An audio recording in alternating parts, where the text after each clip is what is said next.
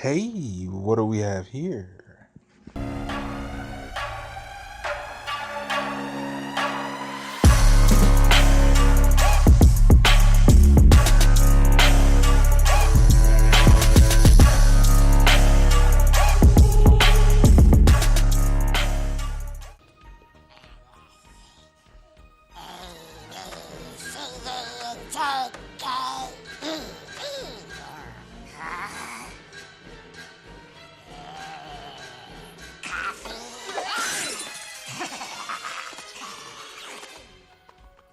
So we have some breaking news. Political gremlin Joy Reid is now fired, which is pretty crazy.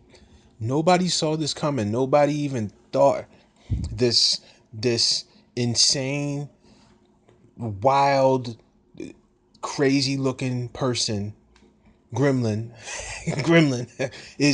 could even get fired because she's on a liberal network, and she's got the whole I don't want to say DEI, but yeah, let's say it. She's got the whole diversity thing going, black woman, liberal, hates Trump, like usually that makes you bulletproof. So yeah, let's look and let's see. Here's some commentary on it right now. Joy Reid has built a foolproof career insurance plan. She has MSNBC so terrified that they can't fire her because she's just going to call them racist too. She calls everybody racist, and that's her game and that's her scam. And the MSNBC management are cowards for letting her do this, but that's what they chose to do. When people had the double hashtags around their names because they were Jewish, and right wingers were saying "get in the oven" anytime you made any benign comment on Twitter. They attacked women. The misogyny was crazy on Twitter for a while. Elon Musk, I guess he misses the old South Africa in the 80s. He wants that back. Okay, let's face it. The world is paying attention because this is happening in Europe. If this was happening anywhere else, would we see the same outpouring of support and compassion? But we don't need to ask ourselves if the international response would be the same if Russia unleashed their horror on a country that wasn't white and largely Christian. If you've been watching the news for the past few days or on Twitter or TikTok, you're probably familiar with the name Gabby Petito. Why not the same media attention when people of color go missing? Well, the answer actually has a name.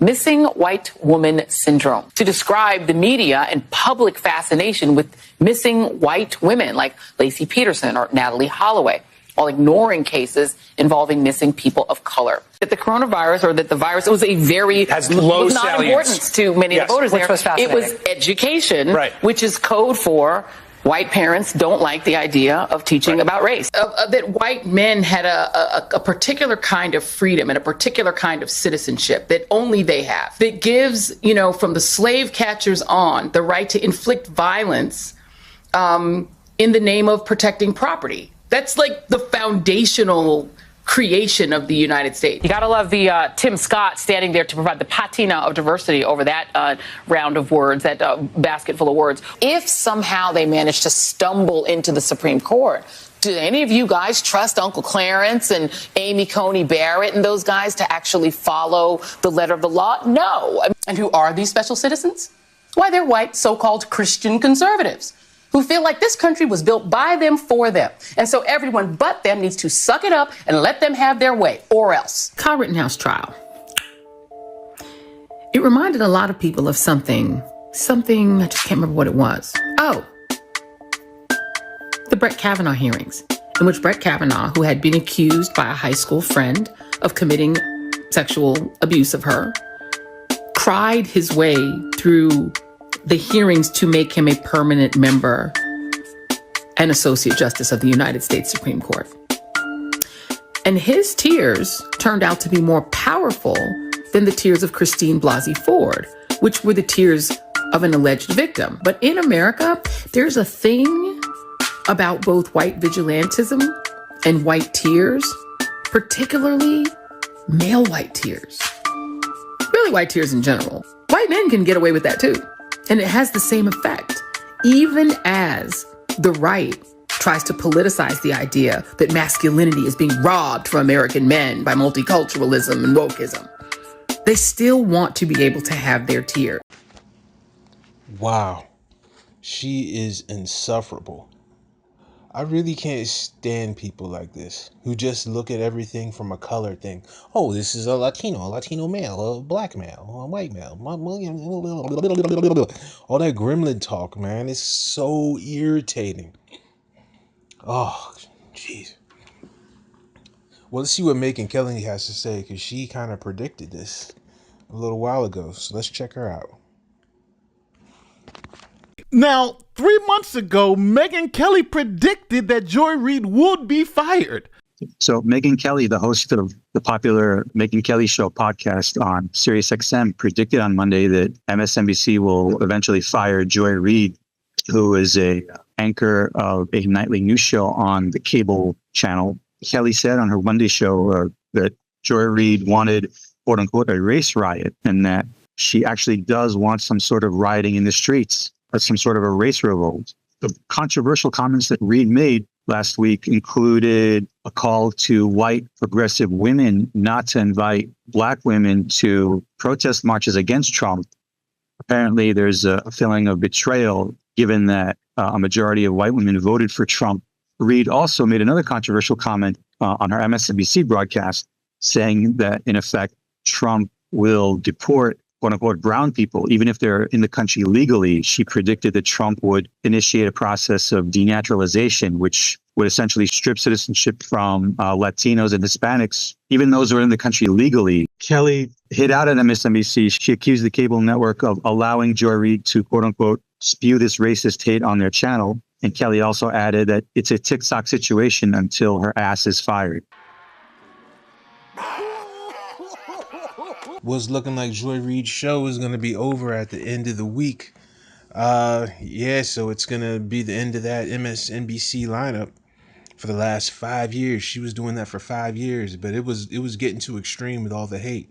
And yeah, they had a 53% drop in viewership after the election of Trump, so all that hate watching, that's gone. I think the internet killed it too, but she was pretty hateful with her rhetoric. According to Nielsen ratings,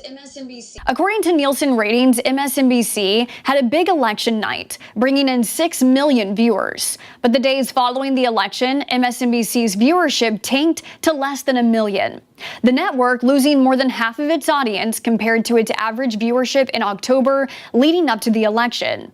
Friday also marked the network's lowest rated non-holiday night of the year. Yeah, they weren't making no more money off that hate after the election. All that was over, So she was getting paid pretty well. She was working up there for 5 years, and she could have got a reduced pay. She could have stayed just, a little bit, maybe lost $1 million or $2 million out of her, whatever, 10 mil she was getting. But then she also said Trump assassination wasn't real either. Check this out. We still don't know for sure whether Donald Trump was hit by a bullet, whether he was hit by glass fragments, whether he was hit by shrapnel. We don't have those details. We actually have no details from his physician, even though this man is still a Secret Service protected, and presidential candidate. We know almost nothing. Why? Now check out what type of books this gremlin wants there to be in third grade classrooms. Just listen to this insanity. It's like, this is the one for All Boys Aren't Blue, which is one of the books Moms for Liberty has pushed. Everyone should go and see the content in this book. That's such a good idea. And so what happens is you can do keyword searches and find certain keywords. Like rape. You can find sure. Or anal rape or dildo. You can find all sorts of types keywords. Of words. But like, wait, hold on. Wait. Let me finish my question. Then you can answer. Sure. I'm going to give you time to answer, but I got to ask you first. No, yeah, I got the question. And so what you find is the keywords that you find, the N-word, anything, words like you just used, when you'll get out of context passages from the book. And then based on that, Moms for Liberty members are going to places like Broward County School Board meetings, reading out of context passages from these books, and then demanding that the school board remove them. So what's that is the way. Yeah. The question I'm asking is, what is the expertise that you have and other Moms for Liberty advocates have to decide that a book, an award-winning book like All Boys Aren't Blue, isn't appropriate for students to read? What is your expertise? What a tragic story of a young man who's anally raped by his adult family member. So you have incest pedophilia. Joy, you said you'd let me answer, so Sure. I'm going to answer Please for do. you. In what context is a strap-on dildo acceptable for public school? That's my question to you. Tell me what the context around the strap-on dildo or the rape of a minor child by a teacher. Hold on a second. No, wait, we're talking about public school.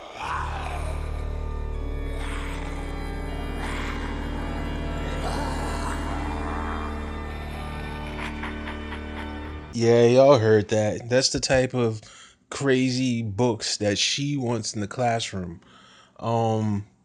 Yeah, so now she's fired.